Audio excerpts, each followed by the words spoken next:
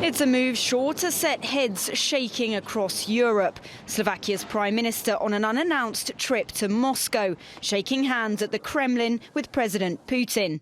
The pair say it was a working visit. Slovakia is one of few European countries still relying on Russian gas, which flows through Ukraine to reach it. But a deal established before the war is due to expire at the end of the year. Robert Fico wants guarantees the taps won't be turned off, as Ukraine says it won't renew the contract. In a post on Facebook, he wrote, Russian President Vladimir Putin has confirmed the readiness of the Russian Federation to continue to supply gas to the west and to Slovakia, which is practically impossible after the 1st of January, given the attitude of the Ukrainian president.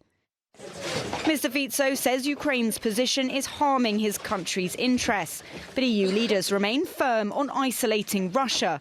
We must continue support Ukraine for as long and as much as needed. Russia poses a direct threat to European security. The Slovakian PM becomes the third European leader to visit Moscow since it sent troops into Ukraine. Hungary's Prime Minister was there in July, and the Austrian Chancellor too, just weeks into the war. Both trips drew fierce condemnation.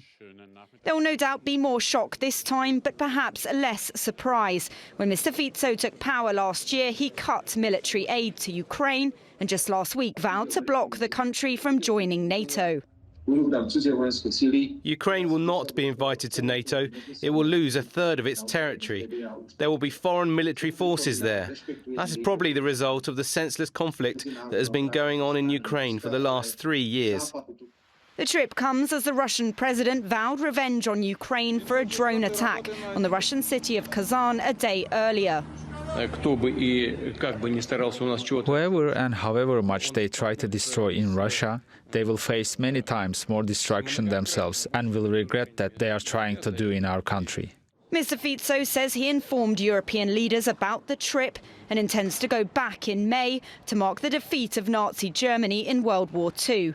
But knowing about it doesn't mean they will be happy about it. Victoria Innes, TRT World.